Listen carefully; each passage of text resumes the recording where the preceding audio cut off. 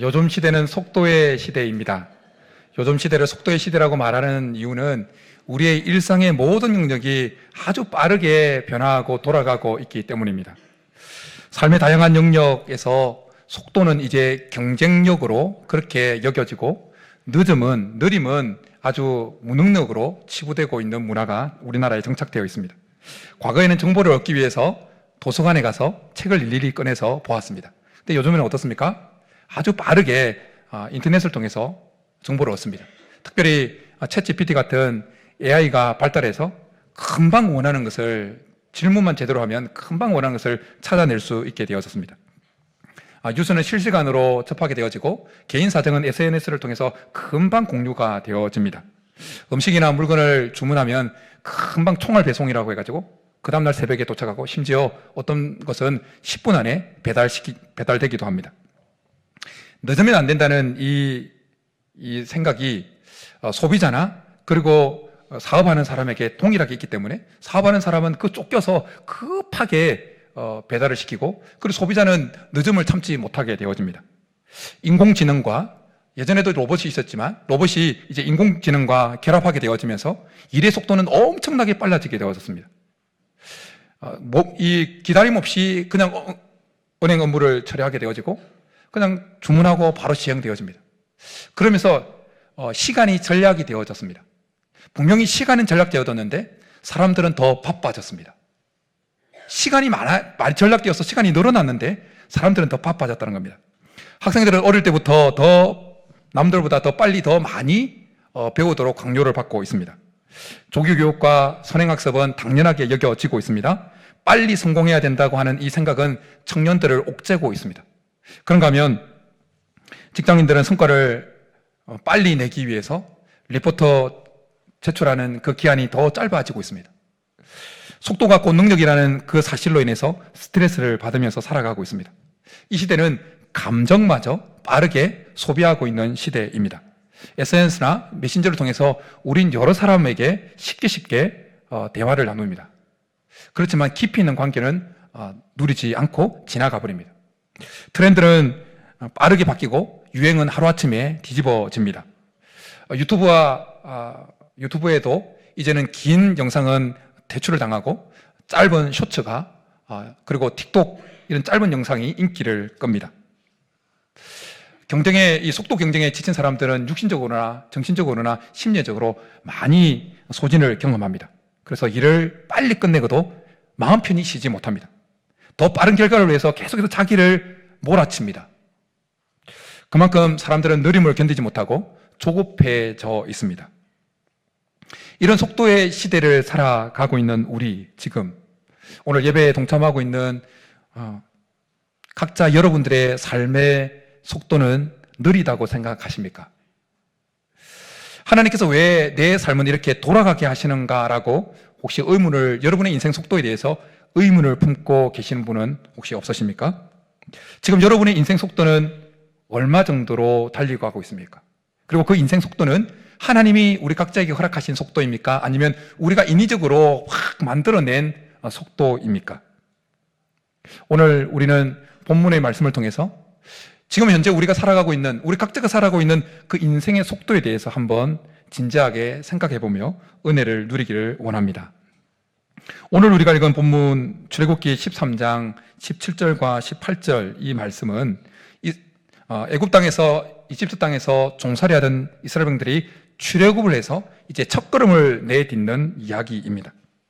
상식적으로 생각했을 때 애굽 땅에 살고 있던 그 종살이하던 이스라엘 백성들이 하나님께서 인도하시는 그 가나안 땅으로 가는 최단 거리, 직선 거리는 그 지중해를 따라서 올라가는 해안선이라고 일컬어지는 그 코스였습니다.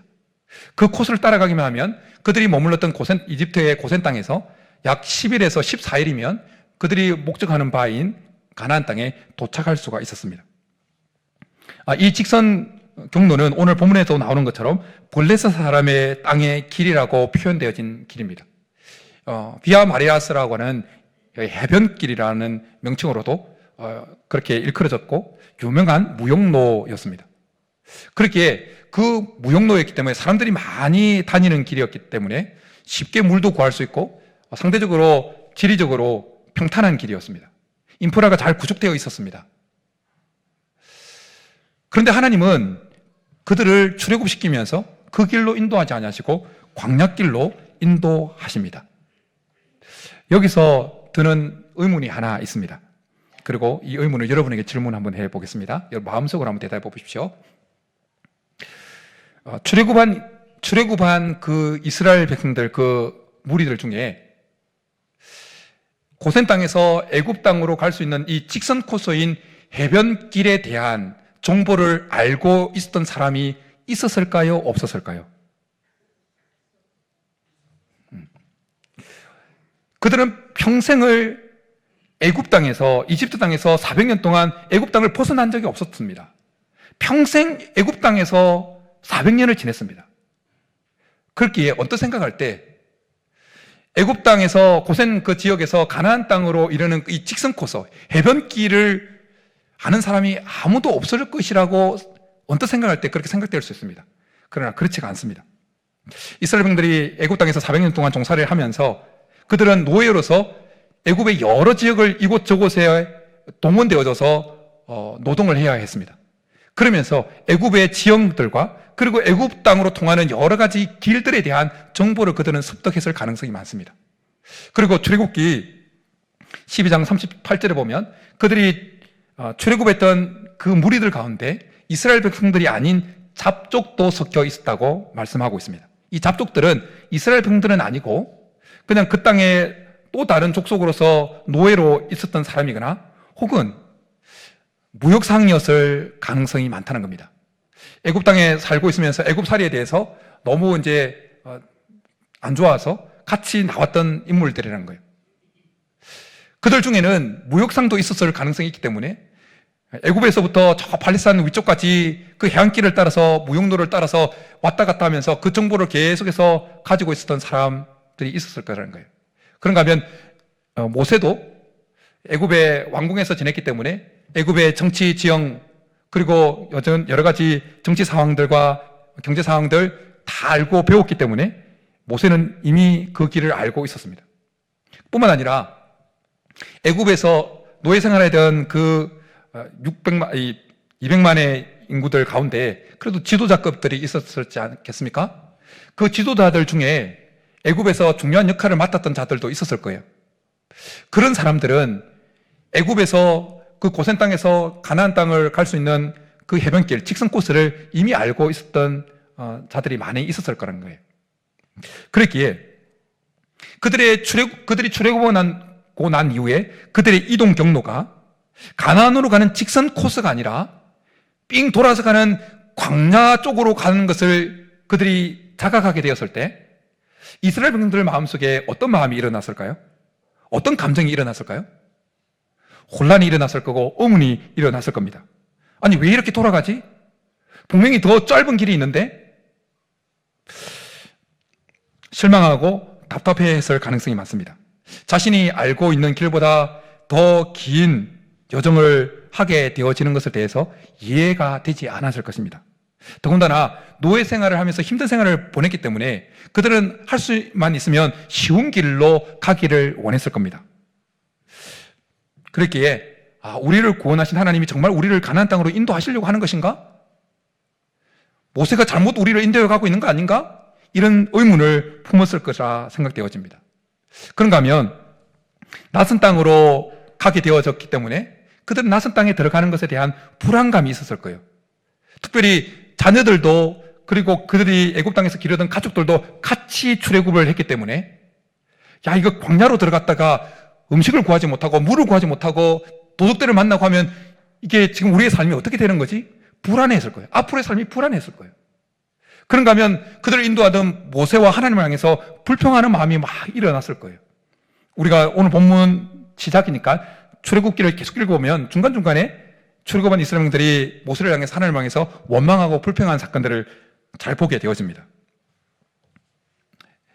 그런데 출애굽한 이스라엘 백성들이 그 직선 코스가 아니라 그들이 잘 알고 있었던 직선 코스가 아니라 낯선 땅, 그 광야, 그 돌아서 가는 그 광야길로 인도받을 때 그들 속에 일어났던 그 의심과 불평과 원망과 두려움과 그 혼란함과 그런 감정들이 우리가 인생을 살아가면서도 동일하게 때때로 우리에게 올라올 수 있다는 것입니다.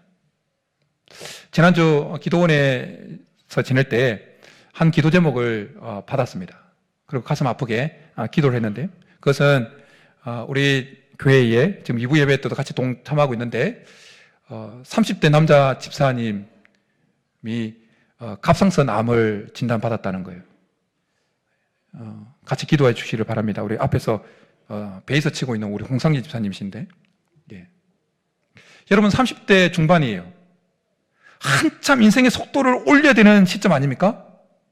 한참 인생의 속도를 올려야 되는 것 같은 그 상황인데 인생이 큰 암이라고 하는 장애물을 만났어요.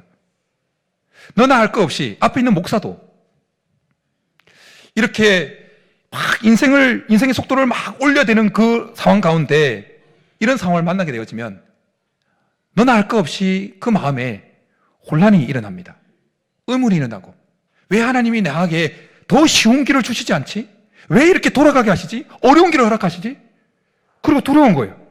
과연 앞으로 어떻게 될까? 그러나 오늘 말씀을 통해서 알게 되어지는 답은 이것입니다. 하나님은 우리에게 빠른 길이 아니라 우리에게 가장 필요한 길로 인도하신다는 것입니다. 이걸 꼭 기억하셔야 됩니다. 하나님은 우리에게 가장 빠른 길이 아니라 우리에게 가장 필요한 길로 인도하신다는 것입니다. 하나님께서 이스라엘 백성들을 그 해변길로 인도하지 아니하시고 광야길로 인도하신 그 이유를 오늘 본문에서 이렇게 말씀해 주고 있습니다. 이는 하나님이 말씀하시기를 이 백성이 전쟁을 하게 되면 마음을 돌이켜 애굽으로 돌아갈까 하셨습니다. 하나님은 이스라엘 백성들이 애굽 땅에서 그 해변길을 따라가다가 블레셋 사람을 만나게 되어지면 마음을 돌이킬 것을 이미 알고 계셨어요. 그래서 그들을 생각해서 물리적인 그 거리, 어떤 지형적인 이점보다는 이스라엘 백성들이 지금 처해 있는 그 상황, 이스라엘 백성들의 믿음의 상태, 그리고 하나님께서 이스라엘 백성들을 향한 선한 그 계획이 더 우선적으로 시행되어져서 그들을 광야길로 인도하셨다는 것입니다. 꽃은 각기 피어나는 시간이 다 다르다는 것을 우리가 알고 있습니다. 어떤 꽃은 꽃이 피고, 어떤 꽃은 봄에 피고, 어떤 꽃은 여름에 피고, 심지어 어떤 꽃은 겨울에 피기도 합니다. 사람 손으로 억지로 꽃을 피우게 할 수는 없습니다. 자연의 때가 되면 저절로 꽃이 핍니다. 산마늘이라고 하는 식물을 아십니까? 잘 만들어 먹는, 약간 고급지게 만들어 먹는, 장아찌 만들어서 먹는 그 식물 있지 않습니까? 그 산마늘이라고 하는 그 식물은 씨앗을 심고 싹을 틔우고 새싹을 띄고 난 다음에 그 산마늘도 꽃을 피운다고 그러는데, 그 첫 꽃을 피우기 위해서는 싹을 틔우고 난 다음에 5년을 지나야 된다는 거예요.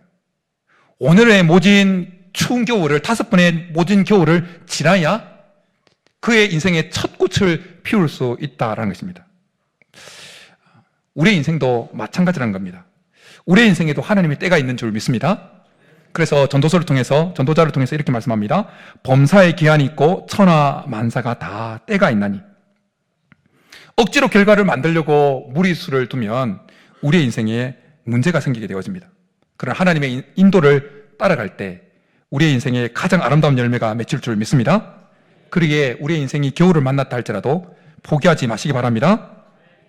빨리 꽃이 피지 않는다고 불평하지 마시기 바랍니다. 인생의 속도가 늦어진 겨울을 맞이했다 할지라도 계속해서 잘 버티고 견딜 수 있기를 간절히 축복합니다. 하나님의 때가 되면 인생의 속도가 올라가게 될 줄 믿습니다. 반드시 꽃이 피게 될 줄 믿습니다. 하나님은 갈라디아서 6장에서 이렇게 말씀해 주고 있습니다. 우리가 선을 행하되 낙심하지 말더니 포기하지 아니하면 때가 이름에 거두리라. 하나님의 때가 이르면 반드시 거두게 될 줄 믿습니다.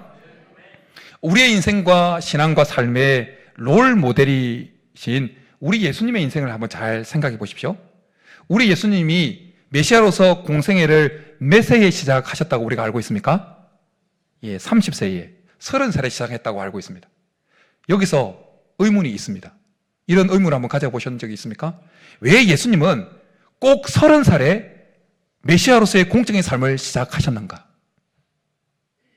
예수님께서 30살 전에는 메시아가 아니셨기 때문에 메시아로서의 공적인 사역을 시작하지 않으셨는가? 우리가 알고 있는 대로 예수님은 이 땅에 인간의 몸을 입고 오신 때부터 메시아였습니다. 그런데 왜 예수님은 30살 될 때까지 메시아로서 공적적인 삶을 시작하지 않으시고 그 30세 딱 될 때부터 메시아로서의 사역을 시작하셨냐라는 겁니다. 그 이유는 그를 이 땅에 보내신 하나님 아버지께서 그 아들 예수님에게 허락한 속도가 그 시간이었기 때문이었다는 것입니다. 예수님께서 30살 메시아로 공식적인 삶을 시작하기 전에도 분명히 예수님은 메시아로서 갈릴리에 살면서 귀신 들리고 억눌리고 가난하게 굶주리고 있는 사람들을 보시면서 마음의 안타까우심을 느끼셨어요.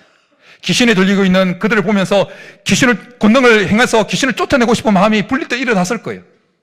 그리고 정기적으로 매년 예루살렘에 올라가시면서 강도의 솔굴로 바뀌어버린 그 예루살렘 성전을 보면서 화가 치밀어 올랐을 겁니다. 금방 뒤엎어버리고 싶은 마음이 일어났을 거예요. 그리고 회칠한 무덤 같은 그 당시에 종교 지도자였던 바리새인과 서기관들을 보면서 화를 선포하고 싶었을 것입니다. 그런데 예수는 30살 되기 전까지 메시아로서 아무런 활동도 하지 않으셨습니다. 예수님은 하나님 아버지께서 그에게 허락하신 속도를 따라가셨던 것입니다.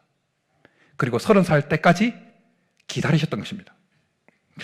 예수님께서 하나님께서 그에게 허락하신 속도대로 그렇게 예수님께서 30살까지 29세까지 기다리셨다가 30살이 되어서 메시아로서의 공식적인 삶을 시작하셨다고 해서 뭔가 잘못된 것이 있습니까? 예수님 사역에 실패한 부분이 있습니까? 하나님의 뜻이 이루어지지 못한 것이 하나라도 있습니까? 예수님이 하나님의 뜻을 이루는데 실패한 인생이 되었습니까? 아니요. 오히려 정반대였습니다. 하나님께서 그에게 허락하신 속도를 따라갔기 때문에 온전히 메시아로서의 사역을 성취할 수가 있었습니다.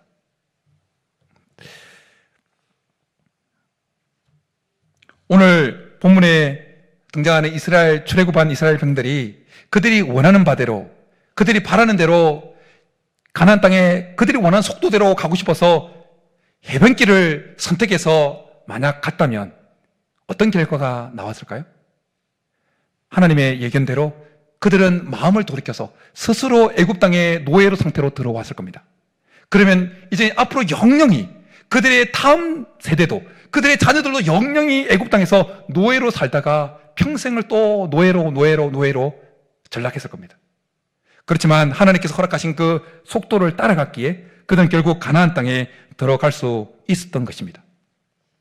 지난주 월요일 날 이제 원래 월요일 오후에 기도원에 들어가겠다고 그렇게 예약을 하고 뭐 저녁 식사도 다 예약을 해놓고 했는데 장례가 발생함으로 해서 이제 그 전주에 내려갔다가 장례를 마치고 밤늦게 이제 부천에 올라와서 저녁을 먹고 밤늦게 기도원에 이제 들어가게 되었습니다.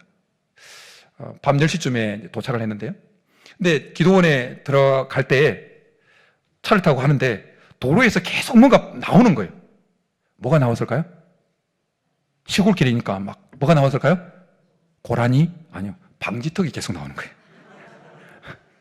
조금 속력을 내야지. 좀 빨리 이제 기도원에 들어가려고 조금 이제 속력을 조금 내려고 하면 내비게이션에서 이제 앞에 방지턱이 있으니까 속력을 줄이면 나오는 거예요. 그러면 또 속력을 딱 줄였다가 또 딱 넘어가고 그리고 속력을 또 내려고 그러면 또 방지턱이 나왔다고. 시골길이니까. 그러면서 방지턱과 우리의 인생의 속도에 대한 것을 묵상하면서 이제 기도원에 올라간 거예요. 하나님께서 우리의 인생 속도와 허락하신 인생 속도와 그 과정 속에서도 마치 방지턱과 같은 것들이 우리의 삶에 찾아온다는 것입니다.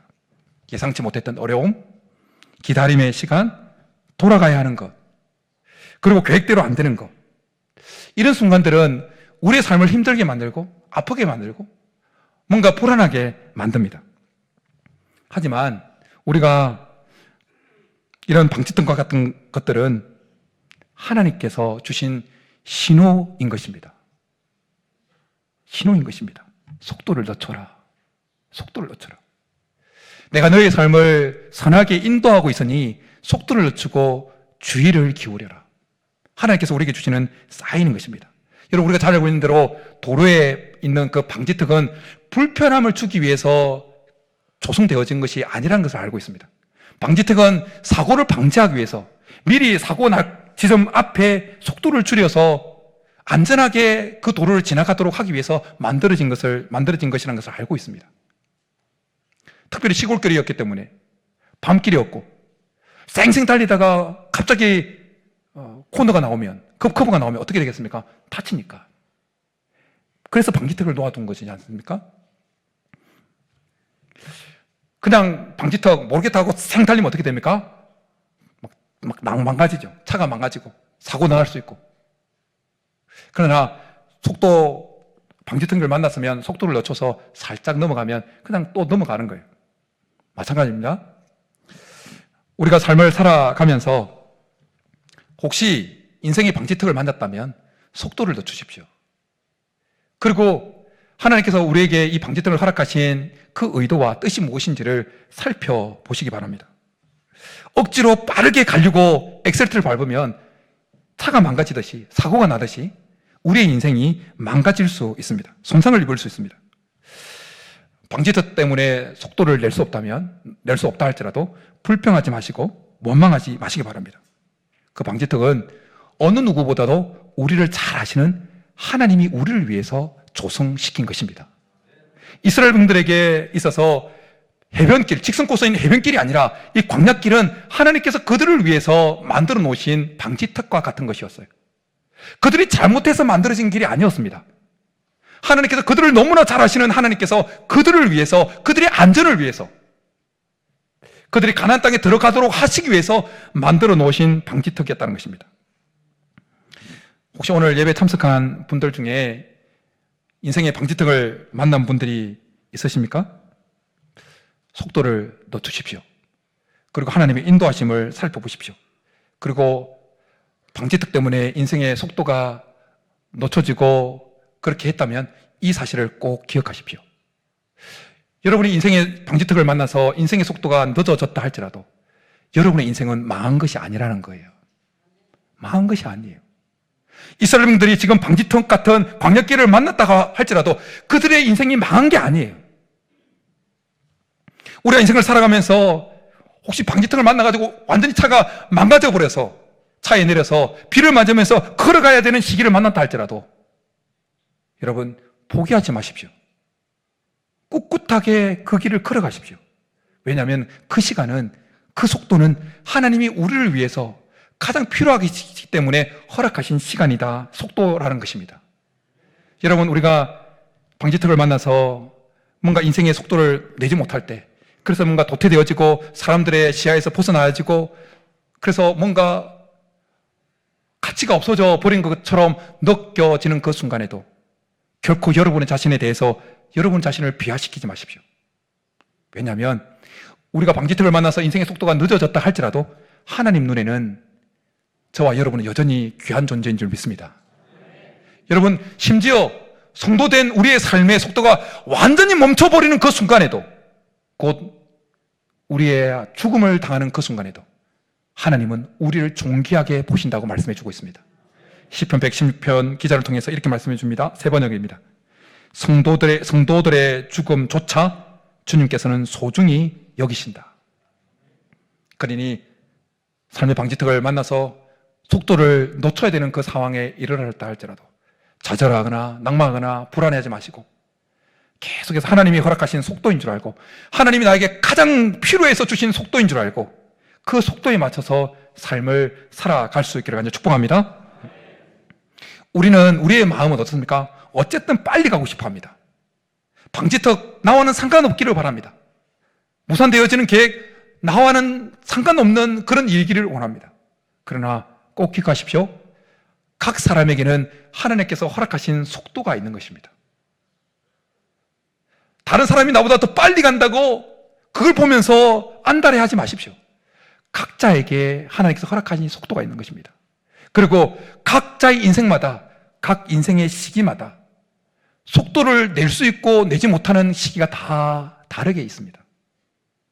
30대의 속도를 확 낼 수 있는 사람이 있는가 하면 60대의 속도를 확 내는 사람이 있고 30, 40대는 속도를 못 내다가 60대에 대해서 속도를 낼 수 있는 인생이 있는가 하면 다 다른 거예요. 그러기에 하나님께서 허락하신 속도를 따라갈 때 우리는 안전하게 인생을 살아가게 될 줄 믿습니다. 여러분 조금 높은 산을 등산해 본 적이 있으십니까? 우리 교회에도 등산 선교회가 있는데 등산을 원하시는 분 우리 조봉 집사님에게 문의해 주시면 되겠어요. 저도 우리 등산 선교회에 따라서 이렇게 조금 높은 산을 같이 올랐는데 여러분 어떻습니까? 높은 산에 이럴 때 막 이렇게 정상에 빨리 오르고 싶어서 확 올라가면 어떻게 됩니까? 지칩니다. 그리고 정상에 도달을 못해요. 확 올라가면 빨리 가겠다고. 그런데 산이 가파르고 험준하면 어떻습니까? 한 걸음 한 걸음 천천히 올라가면 결국 정상에 도달할 수 있습니다. 마찬가지입니다. 우리의 인생을 걸어가다가 혹시 험난한 가파른 그런 시간대를 만났다면 속도를 늦추십시오. 억지로 내가 빨리 가겠다고 하지 마십시오. 그냥 하나님께서 허락하신 속도인 줄 알고 한 걸음 한 걸음 가십시오. 그럼 하나님께서 우리를 인도하고 싶어 하시는 그 산 정상에 도달하게 될 줄 믿습니다. 좋은 요리는 시간과 좋은 적당한 온도가 필요합니다. 너무 빨리 익히면 속이 아직 익지 않았습니다. 그러나 너무 오래 익히면 어떻습니까? 겉이 타버립니다. 적당한 시간과 레시피를 따라서 기다림의 시간이 필요한 것입니다. 우리의 시간도, 우리의 인생도 마찬가지라는 거예요.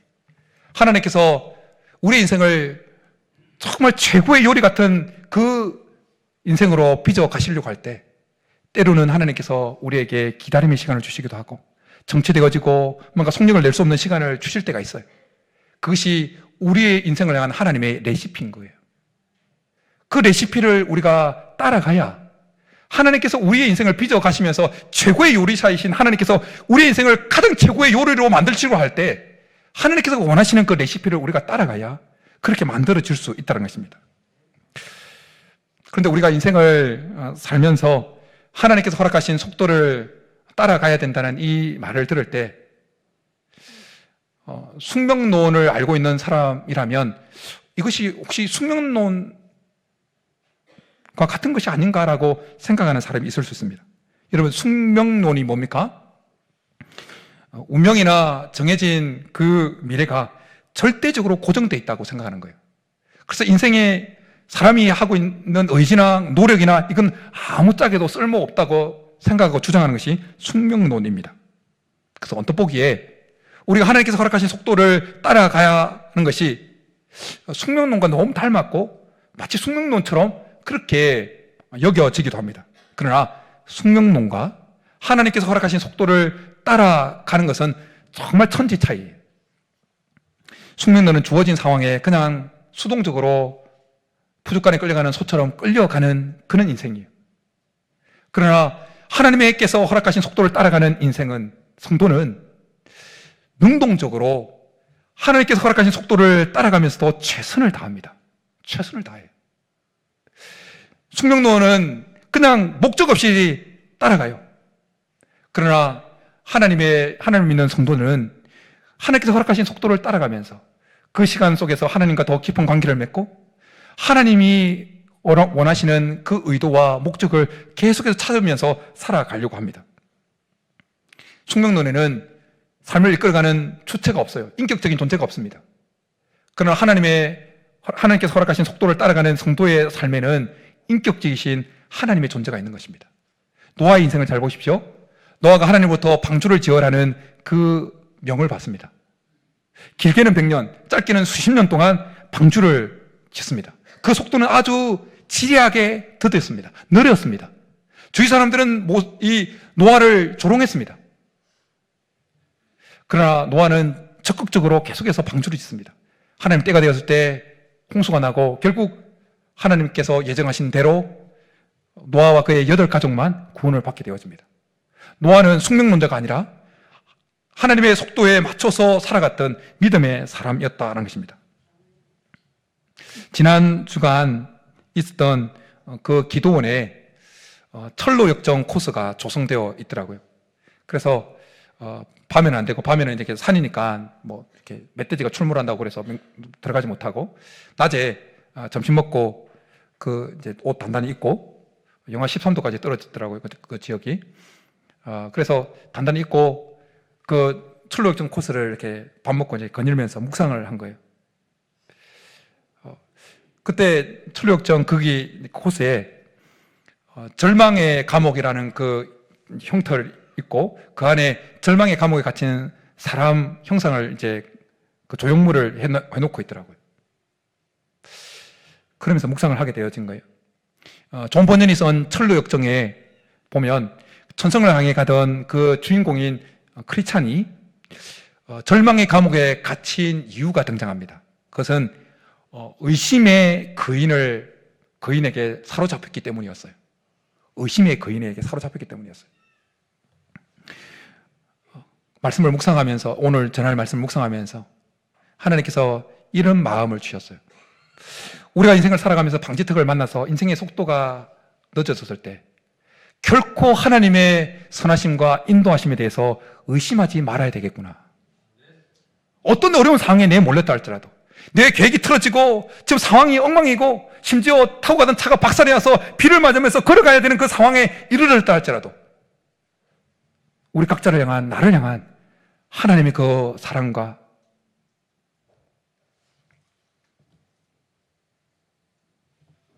그 선하심을 의심하지 말아야 되겠다, 그 마음을 주셨습니다.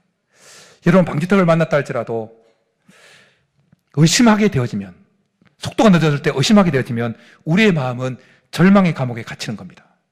절망의 감옥에 갇혀요. 내가 왜 이렇지? 하나님의 선하심에 대해서, 우리를 향한 하나님의 생각에 대해서 의심하는 그 순간 우리의 삶 전체가 절망의 감옥에 갇혀서 나올 수 없게 되어지는 겁니다. 그러나 방지턱을 만나서 인생의 속도가 늦어졌다 할지라도, 인생의 겨울을 만나서 꽃을 피우지 못하는 해수가 한 해, 두 해, 심지어 그 마늘 그처럼 5해가 지나가도 꽃이 안 핀다 할지라도 여전히 하나님은 나를 붙들고 계셔. 여전히 하나님은 나를 사랑하고 계셔. 여전히 하나님은 나를 향한 놀라운 계획을 가지고 계셔. 이것을 의심하지 않는다면 우리는 반드시 꽃을 피우게 될 것입니다. 어떤 상황을, 어려운 상황을 만나다 할지라도 나를 향한 하나님의 생각이 여전히 평안이요, 미래와 희망을 주는 생각을 의심하지 않고 굳건히 믿는다면 결국 우리의 인생의 속도는 올라가게 될 줄 믿습니다. 결국 하나님 우리의 인생에 꽃을 피게 하실 줄 믿습니다. 이런 은혜가 우리 모두의 있기를 주님의 이름으로 축복합니다. 이 시간 우리 말씀 생각하면서 주님 말씀하시면 내가 나아가리다, 우리 말씀 생각하면서 찬양하며 나가겠습니다.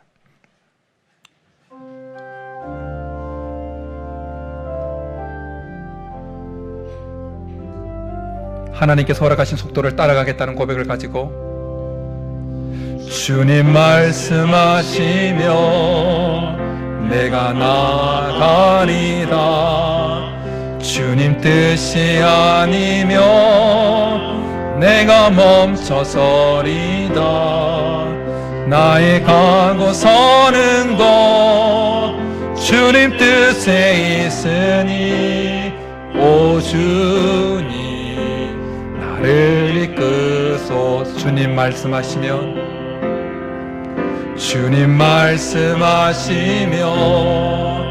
내가 나아가리다, 주님 뜻이 아니면 내가 멈춰서리다, 나의 가고 서는 곳 주님 뜻에 있으니 오 주님 나를 이끄소. 뜻하신 그곳에, 뜻하신 그곳에 나 있기 원합니다. 이끄시는 대로 순종하며 살리니 연약한 내 영혼 통하여 일하소서. 주님 나라와 그 뜻을 위하여 뜻하신 그곳에, 뜻하신 그곳에 나 있기 원합니다. 이끄시는 대로 순종하며 살리니 연약한 내 영혼 통하여 일하소서. 주님 나라와 그 뜻을 위하여 오 주님 나를 이끄소서.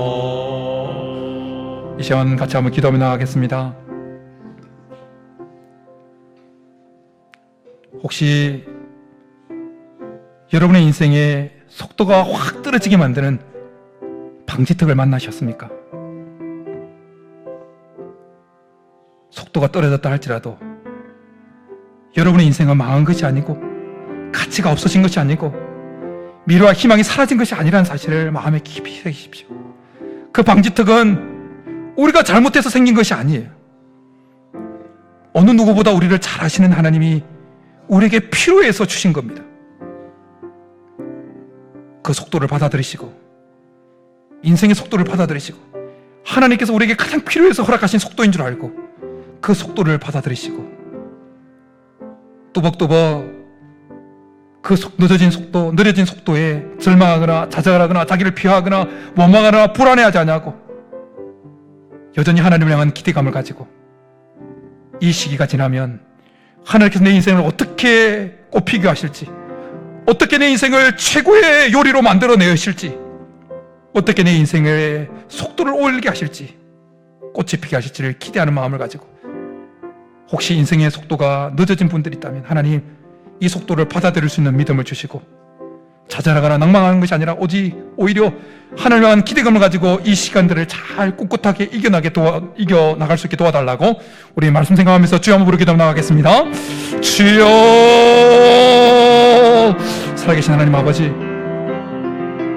우리가 원하지 않은 방지턱을 만나서 인생의 속도가 늦어져 버려서 우리는 너무나 연약하고 불안해서 하나님 절망하고 좌절하고 낙심하고 자기를 비하하고 염려가 할 수밖에 없는 연약한 자들임을 주님 앞에 고백하며 나갑니다.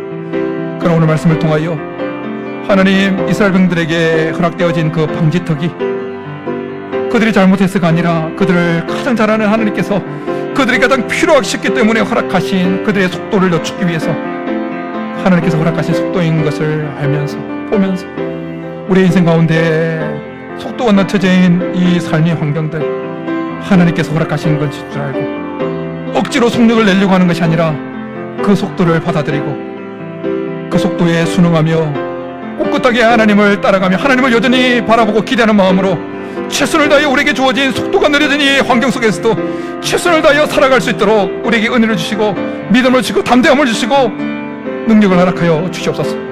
남과 비교해서 속도가 떨어진 그 상황 때문에 좌절하거나 낙망하지 아니하고 하나님께서 우리 각자에게 가장 딱 필요해서 주신 속도인 줄 알고 그 속도를 묵묵히 받아들이고 감사하고 여전히 기대감을 가지고 살아갈 수 있게 도와주시옵소서. 그래서 언젠가 결국 하나님의 때가 되었을 때 우리의 인생이 꽃이 피어오게 되는 것을 경험하게 하시고 우리의 인생이 최고의 요리로 빚어져 가는 것을 경험하게 하시고 결국 속도가 내게 하시는 하나님의 일하심을 경험하는 복된 인생들이 되게 도와주시옵소서.